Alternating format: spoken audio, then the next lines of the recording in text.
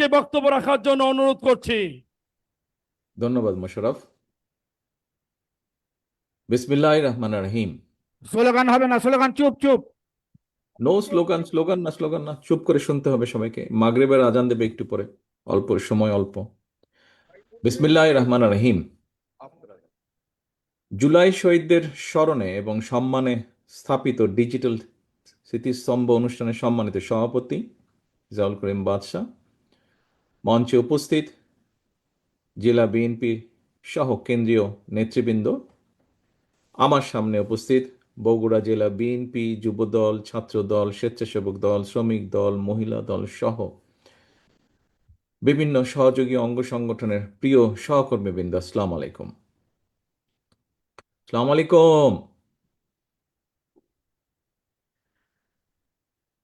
আমার বক্তব্যের প্রথমেই আমি শহীদ ওসমান হাদির আত্মার মাগফিরাত কামনা করছি। প্রিয় সহকর্মীবৃন্দ, আমাদের যে এই আজকের অনুষ্ঠানটি, এই অনুষ্ঠানটি কি, আমরা নাম কি দিয়েছি? আমরা নাম দিয়েছি যে জুলাই শহীদদের স্মরণে স্থাপিত ডিজিটাল স্মৃতিস্তম্ভ। জুলাই আন্দোলনে আমরা আমাদের যে সকল ভাইদেরকে হারিয়েছি, যারা শহীদ হয়েছেন, স্বাভাবিকভাবেই তারা এই প্রজন্মের তরুণ সদস্য ছিলেন। এই প্রজন্মের বা এই যুগের অন্যতম আবিষ্কার বা অন্যতম খুব পপুলার একটি মাধ্যম হচ্ছে আইটি মাধ্যম, ইন্টারনেট যেটিকে আমরা বলি। স্বাভাবিকভাবেই এই ইন্টারনেটের সাথে আমাদের তরুণ প্রজন্ম যারা এখন, তাদের একটা খুব নিবিড় সম্পর্ক রয়েছে। কিন্তু এই ইন্টারনেটের একটি হয়তো সমস্যা রয়ে গেছে, সেটা হচ্ছে ব্যয়বহুল। সবার জন্য অনেক সময় এফোর্ড করা সম্ভব হয়ে ওঠে না। আবার একইভাবে এই ইন্টারনেটের মাধ্যমে আমাদের তরুণ প্রজন্মের বহু সদস্য, সারা বাংলাদেশে ছড়িয়ে ছিটে থাকা বহু সদস্য এই ইন্টারনেটের মাধ্যমে সংযুক্ত হওয়ার মাধ্যমে তারা তাদের বিভিন্ন রকম, ছোট হোক বড় হোক, যার পক্ষে যতটুকু সম্ভব, তাদের কর্মসংস্থানের ব্যবস্থাও তারা করে থাকে। বহু সদস্য তরুণ প্রজন্মের, যদিও আমি বারে বারে বলছি তরুণ প্রজন্ম শুধু না, এখানে কম বেশি সব প্রজন্মেই সদস্যরাই ইন্টারনেটের সাথে কম বেশি নারী পুরুষ সকলেই সংযুক্ত, তবে তরুণ প্রজন্মের মধ্যে এটার ব্যবহারটা বেশি। এবং তরুণ প্রজন্মের বহু সদস্য পড়ালেখার জন্য এই ইন্টারনেটকে ব্যবহার করে থাকেন। আজকে আমরা যেটি আগামী দিনে বাংলাদেশে করতে চাই, সেই কাজটি যেটি সরকার বা দেশের পক্ষ, রাষ্ট্রের পক্ষ থেকে আমরা করতে চাই, সেই কাজটি আমরা আমাদের দলীয় অবস্থান থেকে প্রথমে শুরু করেছি। দলীয় অবস্থান থেকে আমরা এই জন্য শুরু করেছি যে আমরা যেটা চাই করতে, যেটা বলি আমরা, সেটি আমরা নিজেরা প্রথমে চেষ্টা করি। এইটি এর আগেও প্রমাণিত হয়েছে এবং এটি বর্তমানে আমরা প্রমাণ করার জন্য আমরা আজকে এই উদ্যোগটি গ্রহণ করেছি। এর আগে আমাদের আইটি সম্পাদক জনাব ওয়াহিদুজ্জামান, ওনার বক্তব্যে উনি বলেছেন খুব সংক্ষেপে যে বগুড়ার শহরের 20টি জায়গায় আমরা এই ডিজিটাল স্তম্ভ তৈরি করেছি। এখন এই ডিজিটাল স্তম্ভটি কি? ডিজিটাল স্তম্ভটি হচ্ছে আমরা ইন্টারনেটের সুবিধাটা যাদের জন্য ব্যয়বহুল বা কষ্টকর, যাদের পেতে সমস্যা হচ্ছে ইন্টারনেট কানেকশন, তাদের জন্য আমরা এই ব্যবস্থাটা করতে চাইছি। আমাদের আগামী দিনের যে লক্ষ্য, সেটি হচ্ছে ইনশাল্লাহ আল্লাহর রহমতে আগামী নির্বাচনে বাংলাদেশ জাতীয়তাবাদী দল বাংলাদেশের মানুষের সমর্থনে ইনশাল্লাহ সরকার গঠনে সক্ষম হলে আমরা এই ইন্টারনেট সেবাটাকে আরও ইজি করে আনতে চাই মানুষের জন্য, বিশেষ করে তরুণ প্রজন্মের জন্য। একটু আগেই যেই কথাটি আমি বলেছি যে এই ইন্টারনেট কানেকশনের সাথে বা এটার ইন্টারনেটের ইন্টারনেট ফ্যাসিলিটির মাধ্যমে বহু তরুণ প্রজন্মের বহু সদস্য বিভিন্নভাবে কর্মসংস্থানের ব্যবস্থা করে থাকে। এই বিষয়টি যাতে আরও ইজি করা সম্ভব হয়, যেমন আজিজুল হক কলেজে যে কানেকশনটা দেওয়া হয়েছে, এটি ফ্রি কানেকশন। এটিতে সেখানে লগ ইন করার জন্য স্বাভাবিকভাবেই কয়েকটি প্রসিজিওর থাকবে। এই প্রসিজিওরটি ফিল আপ করার পরে যে কোনো সদস্য যে কোনো সদস্য 1 থেকে 1.5 ঘন্টা ফ্রি ইন্টারনেট পাবে। এখন আপনারা হয়তো প্রশ্ন করতে পারেন, শুধু 1-1.5 ঘন্টাই পাবে?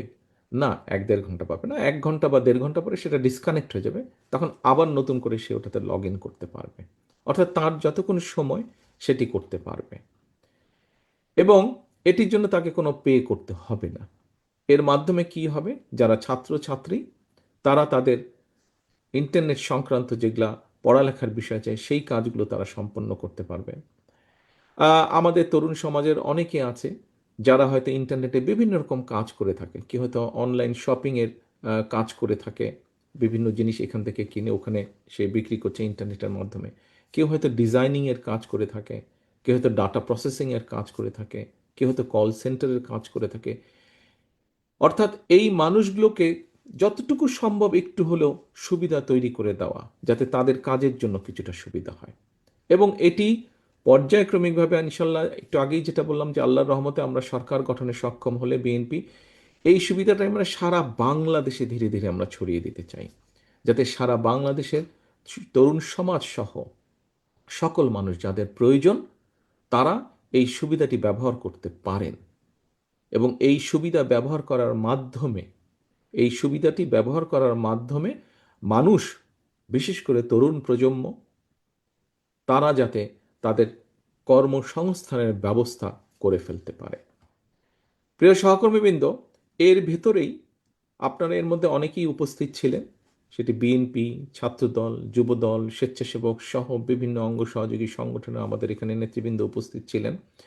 আমরা কতগুলো বিষয় আগামীতে আমরা ইনশাল্লাহ সরকার গঠন করতে পারলে আমাদের যে 31 দফা আছে, 31 যেই দফাটি আমরা প্রায় 2.5 বছর আগে জনগণের সামনে উপস্থাপন করেছিলাম, তার ভিতরে অনেকগুলো বিষয় আছে। সেখানে সাংবিধানিক বিষয় আছে, সেখানে আইনগত বিষয় আছে, সেখানে মানুষের কর্মসংস্থানের বিষয় আছে, মানুষের স্বাস্থ্য চিকিৎসা, সেখানে নারীদের এম্পাওয়ারমেন্টের বিষয় আছে, সকল কিছু আছে।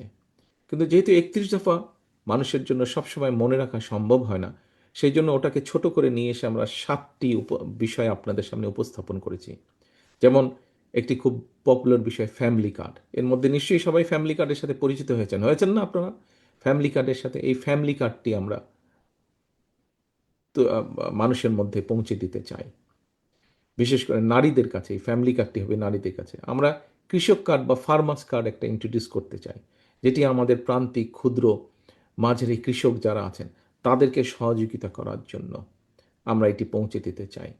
আমরা দেশের শিক্ষার্থী যারা আছে, আগামী ভবিষ্যৎ প্রজন্ম যারা আছে, তাদের শিক্ষা ব্যবস্থা, শিক্ষাই হচ্ছে জাতির মেরুদণ্ড। আজকে যদি আমরা শিক্ষা ব্যবস্থাটাকে ধীরে ধীরে সুন্দরভাবে গড়ে তুলতে পারি, আমাদের শিক্ষার্থীদের শিক্ষার মেরুদণ্ডটা যদি আমরা মজবুত, ভিত্তিটা যদি আমরা মজবুত করে গড়ে তুলতে পারি, ইনশাল্লাহ আমরা ভবিষ্যতে, সময় লাগবে কিন্তু আমাদেরকে শুরু করতে হবে কাজ। বিগত স্বৈরাচারের সময় আমরা দেখেছি প্রত্যেকটি সেক্টরকে তারা ধ্বংস করে দিয়ে গেছে। ঠিক আছে, তারা ধ্বংস করেছে। বিএনপি বাংলাদেশ জাতীয়তাবাদী দল ইনশাল্লাহ আবার গড়ে তুলবে মানুষের শিক্ষা ব্যবস্থা, ভবিষ্যৎ প্রজন্মের শিক্ষা ব্যবস্থা আমরা ধীরে ধীরে করে গড়ে তুলব। প্রিয় সহকর্মীবৃন্দ, আমরা শিক্ষা ব্যবস্থার পাশাপাশি মানুষের চিকিৎসা ব্যবস্থাকে, প্রান্তিক গ্রামের প্রান্তিক মানুষ যাতে চিকিৎসা সুবিধা পায় সেটির জন্য আমরা পরিকল্পনা গ্রহণ করেছি। এখানে যারা মুরব্বী নেতৃবৃন্দ আছেন, সিনিয়র নেতৃবৃন্দ আছেন, অনেকেরই আপনাদের ধারণা আছে, আমাদের বয়সীয় কম বেশি যারা আছেন তারাও দেখেছেন, কম বেশি ধারণা আছে। শহীদ রাষ্ট্রপতি জিয়া রহমানের সময় পল্লী চিকিৎসক নামে একদল চিকিৎসক ছিলেন, যারা গ্রামে গিয়ে গিয়ে গ্রামের মানুষকে চিকিৎসা, বেসিক চিকিৎসা সুবিধাটা যারা দিতেন, ফলে অনেক মানুষকে তখন ঘরে বসেই সুস্থতা লাভ করতেন, হাসপাতালে আসার প্রয়োজন হতো না। আমরা ঠিক একইভাবে সেই কাজটি আবার শুরু করতে চাই স্বাস্থ্যকর্মী নিয়োগের মাধ্যমে। আমরা দেশে মোটামুটিভাবে পরিকল্পনা যে আমরা 1 লক্ষ স্বাস্থ্যকর্মী নিয়োগ করতে চাই। এই স্বাস্থ্যকর্মী নিয়োগ করে একদিকে যেরকম কর্মসংস্থান হবে, আবার একইভাবে আমরা নারীদের কর্মসংস্থানের ব্যবস্থা করতে চাই। 1,00,000-এর মধ্যে অন্তত 80-85% আমরা নারী স্বাস্থ্যকর্মী নিয়োগ করতে চাই। প্রিয় সহকর্মীবৃন্দ, শুধু এখানেই আমরা কর্মসংস্থানের ব্যবস্থা করতে চাই না। আজকে আমাদের যেই অনুষ্ঠানটি, যেই কারণে আমরা এখানে সকলে একত্রিত হয়েছি, যে এই যে ডিজিটাল স্মৃতিস্তম্ভ, এই প্ল্যাটফর্মটিকে ব্যবহার করে যেমন অনেক মানুষ উপকৃত হবেন, ঠিক একইভাবে আমরা আগামী দিনে ইনশাল্লাহ দেশে যুব সমাজের জন্য আমরা যাতে তারা দেশের ভেতরে হোক, দেশের বাইরে হোক, কর্মসংস্থানের ব্যবস্থা করতে পারে, তার জন্য আমরা বিভিন্ন পদক্ষেপ গ্রহণ করব ইনশাআল্লাহ। যেমন আমাদের ভোকেশনাল ইনস্টিটিউটগুলো মডার্নাইজ করার মাধ্যমে আমরা এখানে বিভিন্ন রকম আরও নতুন সাবজেক্ট ইন্ট্রোডিউস করব। যেই সাবজেক্টগুলো আমাদের প্রয়োজন নেই সেগুলোকে আমরা বাদ দিয়ে দেব। আমাদের দেশের মানুষ পৃথিবীর যে সকল দেশগুলোতে সাধারণত যায়, ইউরোপের কোথায় কোথায় কি কি কর্মসংস্থানের ব্যবস্থা আছে, জাপানে কি কি কর্মসংস্থানের ব্যবস্থা আছে, মধ্যপ্রাচ্যে কি কি কর্মসংস্থানের ব্যবস্থা আছে। আমরা শুনেছি যে চীনে অনেক জনসংখ্যা, কিন্তু এই মুহূর্তে চীনেও আস্তে আস্তে তাদের শ্রমিক প্রয়োজন এবং দক্ষ শ্রমিক প্রয়োজন। কিভাবে আমরা চীনে শ্রমিক পাঠাবো, কিভাবে ইউরোপে পাঠাবো আমাদের মানুষদেরকে, কিন্তু শুধু শুধু পাঠাবো না, আমরা তাদেরকে ভাষা শিক্ষা দেব, তাদেরকে বিভিন্ন প্রকার ট্রেনিং আমরা দেব, যেই কাজটি সে গিয়ে ওখানে সহজে যাতে সে চাকরি পেতে পারে। আমরা এইভাবে পুরো পরিকল্পনা সাজাচ্ছি। প্রিয় সহকর্মীবৃন্দ, বিশেষ করে তরুণ সমাজের যে সদস্য এখানে আপনারা যারা বসে আছেন, আজকের এই ডিজিটাল স্মৃতিস্তম্ভের সাথে আরেকটি এক্সাম্পল আমরা বলি। আপনাদের মধ্যে এখানে নিশ্চয়ই অনেকে আছেন যারা যেই কাজগুলো আমি বলেছি ডিজিটাল প্ল্যাটফর্মে যারা কাজগুলো করেন। আপনারা হয়তো এখন অনেকেরই হয়তো ঘরের কর্নারে বসে ল্যাপটপ নিয়ে বা কম্পিউটার নিয়ে কাজ করছেন। যেই কাজগুলো বলেছি, যে ডাটা প্রসেসিংয়ের কাজ হোক, ডিজাইনিংয়ের কাজ হোক, বিভিন্ন কাজ হয়তো আপনারা করেন। কিন্তু আপনাকে যদি ছোট্ট একটা জায়গার ব্যবস্থা করে দেওয়া যায়, একটা ফর্মাল জায়গার ব্যবস্থা যদি করে যাওয়া যায়, যেখানে আপনি সুন্দরভাবে একটা ছোট্ট অফিস করতে পারবেন, যেখানে আপনার ছোট্ট একটা কোম্পানি থাকবে, নিশ্চয়ই আপনার সেখানে কাজটা আরও ভালোভাবে হবে, আপনার ব্যবসাটা আরও একটু বেটার হবে। আপনারা নিশ্চয়ই খেয়াল করেছেন যে গত স্বৈরাচারের আমলে জনগণের অর্থ তছরূপ করার মাধ্যমে তারা কতগুলো ডিজিটাল পার্ক তৈরি করেছে দেশের বিভিন্ন জায়গায়। কিন্তু ডিজিটাল পার্কগুলোর কিন্তু কোনো কাজ হয় না। এখানে ম্যাক্সিমামই বন্ধ হয়ে পড়ে আছে, কিছু কিছু জায়গায় কমিউনিটি সেন্টার করেছে। আমরা এগুলোকে রিফাবলিশ করব। রিফাবলিশ করার মাধ্যমে আমাদের যে তরুণ সমাজের যারা সদস্য আছে, যারা অনলাইনে বিভিন্ন রকম কাজ করে, কন্টেন্ট মেক করে, অথবা ডিজাইনের কাজ করে, অথবা ডাটা প্রসেসিংয়ের কাজ করে, এর বাইরেও বিভিন্ন কাজ করে, এই মানুষগুলোকে আমরা এখানে জায়গা করে দেব। আজকের এই যে ডিজিটাল স্মৃতিস্তম্ভ, আজিল কলেজ কানেকশনটা দেওয়া হচ্ছে, ওটা যেরকম ফ্রি হবে, ঠিক একইভাবে আমরা এই যে আইটি পার্কগুলো আছে, এই আইটি পার্কগুলোর মধ্যেও আমরা ফ্রি ওয়াইফাইয়ের ব্যবস্থা করব এখানে, এবং সেখানে আমরা যারা সত্যিকারভাবে এই কাজগুলোর সাথে যারা সম্পর্কিত এরকম তরুণ সমাজের সদস্যদেরকে আমরা সেখানে জায়গা করে দেবো, একটা স্পেস করে দেবো, তার যাতে নিজের একটা ছোট্ট অফিস হয়, সুন্দর অফিস হয়। হয়তো প্রথমে একজন কাজ করছে, হয়তো 2, 4, 5 বন্ধু মিলে একটা ছোট্ট কোম্পানি খুললো, আস্তে আস্তে তাদের কাজের পরিধি বাড়বে। আমাদের যেগুলা আমরা বিভিন্ন ভোকেশনাল ইনস্টিটিউট বা ট্রেনিং ইনস্টিটিউট আমরা তৈরি করতে যাচ্ছি, সেখানে আমরা তরুণ সমাজের কর্মসংস্থানের জন্য সেখানে আমরা যেমন এই টেকনিক্যাল ট্রেনিংগুলো দেব, একই সাথে কোন টেকনিক্যাল ট্রেনিংটা নিলে কোন দেশে গেলে তার কর্মসংস্থান খুব সহজে হবে, সেই দেশের ভাষা আমরা তাদেরকে শিক্ষা দেব। আমরা কয়েকটি ভাষা বেছে নিয়েছি। এখন মোটামুটি পৃথিবীতে যেই ভাষাগুলোর ডিমান্ড বেশি, বা যেই ভাষাগুলো দেশে গেলে কর্মসংস্থানের সুযোগ সহজেই পাওয়া যাবে, সেই ভাষাগুলো আমরা কম বেশি রিসার্চ করে বের করেছি, সেগুলো আমরা শিখাবো সেই সকল ট্রেনিং ইনস্টিটিউটে। কাজেই প্রিয় সহকর্মীবৃন্দ, মূল কথা হচ্ছে আমাদেরকে এখন সামনে যেই সময় এসেছে, এই সময় আমাদের মূল কাজ একটাই, করব কাজ, গড়ব দেশ, সবার আগে বাংলাদেশ। এটাই হতে হবে আমাদের মূল লক্ষ্য, এটাই হতে হবে আমাদের মূল টার্গেট, এটাই হতে হবে, এটাই আমাদেরকে অ্যাচিভ করতে হবে। আমরা আন্দোলন করেছি, সংগ্রাম করেছি 71 সাল থেকে 24 পর্যন্ত। আমাদের দেশের বহু মানুষ বিভিন্ন সময় শহীদ হয়েছেন, আত্মহতি দিয়েছেন, বহু মানুষ নির্যাতিত হয়েছেন, বহু মানুষ পঙ্গুত্ব বরণ করেছেন, দল মত নির্বিশেষে, শুধু রাজনৈতিক দল না, রাজনৈতিক দলের বাইরে। আজকে যাদের স্মরণে আমরা ডিজিটাল স্তম্ভ করছি, এর মধ্যে বহু শহীদ আছেন, বহু মানুষ আছেন, বহু সদস্য আছেন যারা গুরুতর অসুস্থ হয়ে এখনও ঢাকা সহ বিভিন্ন হাসপাতালে চিকিৎসাধীন আছেন। এদের মধ্যে বহু মানুষ আছেন যারা কোনো রাজনৈতিক দলের সদস্য নয়, শুধুমাত্র তারা এই দেশকে ভালোবেসেই সেদিন স্বৈরাচারের বিরুদ্ধে রাজপথে নেমে এসেছিলেন। বহু মায়েরা আছেন যারা দেশকে স্বৈরাচারের কবল থেকে মুক্ত করার জন্য সেই জুলাই আগস্ট মাসে রাজপথে নেমে এসেছিলেন। বহু রিক্সা চালক, বহু সিএনজি চালক সহ সমাজের বিভিন্ন শ্রেণী পেশার মানুষ সেদিন বেরিয়ে এসেছিলেন রাজপথে, দেশকে মুক্ত করেছিলেন স্বৈরাচারের কবল থেকে। আজ দেশ মুক্ত হয়েছে অত্যাচারের হাত থেকে, স্বৈরাচারের হাত থেকে। এখন এখন কি পরবর্তী কাজ হচ্ছে দেশকে গড়া।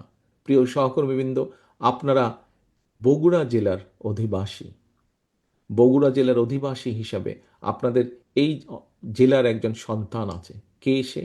মরহুম শহীদ রাষ্ট্রপতি জিয়াউর রহমান। উনি আপনাদের এই এলাকার সন্তান। আপনারা নিশ্চয়ই, আমরা সকলে গর্ববোধ করি যে ৭৫-এর পরে দেশ যখন ৭৫ দেশ স্বাধীনের পর থেকে যখন দেশ, সবাই আশা করেছিল দেশটি সামনে এগিয়ে যাবে, কিন্তু তার পরিবর্তে সম্পূর্ণ ভিন্ন চিত্র দেখেছে। পরবর্তীতে যখন শহীদ রাষ্ট্রপতি জিয়াউর রহমানের হাতে দেশ পরিচালনার দায়িত্ব পড়ে, এখানে বেশ কয়েকজন সিনিয়র নেতৃবৃন্দ আছেন। খুব সম্ভব আমাদের মাহবুবুর রহমান সাহেব শহীদ জিয়ার সাথে কাজ করেছেন, আমাদের মেয়র সাহেব সহ আরও কিছু আছেন। বগুড়ার বিভিন্ন জেলা উপজেলায়, বিভিন্ন উপজেলা পৌরসভায় ছড়িয়েছে এরকম অনেক নেতা আছেন আমাদের, যারা এখনও বেঁচে আছে, শহীদ জিয়ার সাথে কাজ করেছেন। সেই সময় আমরা দেখেছি কিভাবে শহীদ জিয়া ধ্বংসের কিনারায় চলে গিয়েছিল দেশ। বটমলেস বাস্কেট ছিল, সেই বটমলেস বাস্কেট থেকে শহীদ জিয়ার বাংলাদেশকে একটি খাদ্য রফতানির দেশে পরিণত করেছিলেন। আমরা দেখেছি কিভাবে শহীদ জিয়া, এই যে আমরা এখন গর্ব করি গার্মেন্ট শিল্প নিয়ে, এটি শহীদ জিয়া শুরু করেছিলেন। এই যে আমরা গর্ব করি এখন আমাদের বিভিন্ন মানুষ, প্রায় ১.৫ কোটির মতন মানুষ বিদেশে কর্মসংস্থান করছে, প্রবাসীরা, তারা দেশে রেমিটেন্স পাঠাচ্ছে, সেই রেমিটেন্স দিয়ে আমরা চেষ্টা করছি দেশে মিল কর কারখানা গড়ে তুলতে। এই কাজটাও শুরু করেছিলেন শহীদ রাষ্ট্রপতি জিয়াউর রহমান। প্রিয় সহকর্মীবৃন্দ, বাংলাদেশে প্রায় ২০ কোটি মানুষ। এই ২০ কোটি মানুষের জন্য ধীরে ধীরে আমাদেরকে চিকিৎসা ব্যবস্থা গড়ে তুলতে হবে। এই ২০ কোটি মানুষের মধ্যে আমাদের ভবিষ্যৎ প্রজন্ম যারা আছে তাদের সুন্দর শিক্ষা ব্যবস্থা গড়ে তুলতে হবে। এই সুন্দর শিক্ষা ব্যবস্থা গড়ে তোলার জন্য যে সকল শিক্ষক আছেন তাদেরকে আমাদের প্রপার ট্রেনিংয়ের ব্যবস্থা করতে হবে। এই ২০ কোটি মানুষের মধ্যে যারা তরুণ সমাজের সদস্য তাদের কর্মসংস্থানের ব্যবস্থা করতে হবে। এই ২০ কোটি মানুষের মধ্যে অর্ধেক হচ্ছে আমাদের নারী। তাদের পিছিয়ে থাকলে চলবে না। তারা কিভাবে ধীরে ধীরে শিক্ষিত এবং শিক্ষার আলোর মধ্যে প্রবেশ করতে পারেন, এবং একই সাথে তারা কিভাবে অর্থনৈতিক মজবুত ভিত্তির উপরে নিজেদেরকে দাঁড় করাতে পারেন, তার জন্য আমাদেরকে কাজ করতে হবে। প্রিয় সহকর্মীবৃন্দ, যেই কথাটি বলছিলাম, শহীদ রাষ্ট্রপতি জিয়াউর রহমান ধ্বংসের কিনারা থেকে এই দেশকে বের করে নিয়ে এসেছেন। আপনারা তারই সৈনিক। আজকে দেশনেত্রী খালেদা জিয়া ৯১ সালে যখন সরকার গঠন করেছিলেন তখনও স্বৈরাচারের কবল থেকে দেশকে রক্ষা করে ধীরে ধীরে ধ্বংসের কিনারা থেকে উন্নয়নের পথে দেশকে নেওয়া হয়েছিল। প্রিয় সহকর্মীবৃন্দ, আপনারা এই দুই মহান নেতার সৈনিক। আপনারা আজ আপনারা আপনাদের হাতে বা আপনাদের সামনে ইনশাল্লাহ সেই সুযোগ এসে হাজির হয়েছে। আবার আমাদের দেশটাকে ধ্বংসের কিনারা থেকে গড়ে তুলতে হবে। আমাদেরকে কঠোর পরিশ্রম করতে হবে। সামনের দিনগুলো আমাদের খুব ভালো দিন নয়, কিন্তু দেশের অর্থনৈতিক অবস্থা ভেঙে পড়েছে। দেশের বিভিন্ন জায়গায় বিভিন্ন রকম অরাজকতা শুরু হয়েছে, বা কেউ কেউ কেউ কেউ করার চেষ্টা করছে। কাজেই এইগুলো সম্পর্কে আমাদেরকে সজাগ থাকতে হবে। দেশের কর্মসংস্থান, দেশের লক্ষ লক্ষ মানুষ বেকার হয়ে যাচ্ছে, এই বেকারদের কর্মসংস্থানের উপায় আমাদেরকে বের করতে হবে। দেশের কৃষকরা একটা নাজেহাল অবস্থার মধ্যে আছেন। অনেক সময় তারা তাদের উৎপাদিত ফসলের ন্যায্য মূল্য পাচ্ছে না।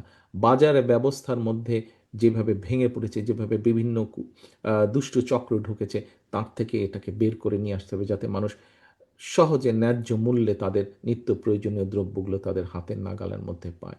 কাজেই আমরা যদি সকল কিছু বিবেচনা করি, আমাদের সামনে অনেক অনেক অনেক কাজ, আমাদের সামনে অনেক কাজ। প্রিয় সহকর্মীবৃন্দ, আমাদের সকলকে এখন ঐক্যবদ্ধ থাকতে হবে। সেটি আমরা বিএনপির নেতাকর্মীরাই হই, সেটি অন্য দলের নেতাকর্মী যারা গণতন্ত্রে বিশ্বাস করে।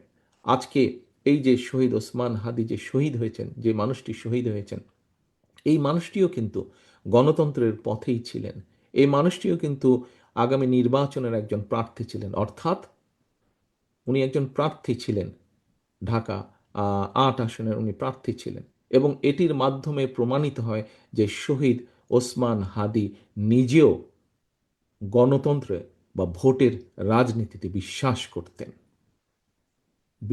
করতেন উনি, এবং সেই জন্যই উনি নিজেও প্রার্থী ছিলেন।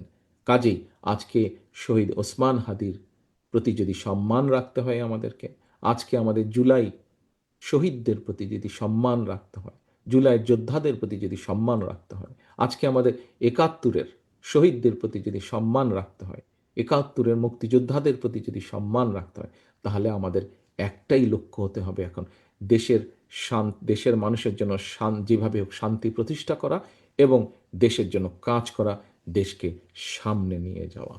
প্রিয় সহকর্মীবৃন্দ, আসেন, লক্ষ্য উদ্দেশ্য সামনের দিনে একটাই, করব কাজ, গড়ব দেশ, সবার আগে বাংলাদেশ। আল্লাহ হাফেজ। বাংলাদেশ জিন্দাবাদ। বাংলাদেশ জাতীয়তাবাদী দল জিন্দাবাদ।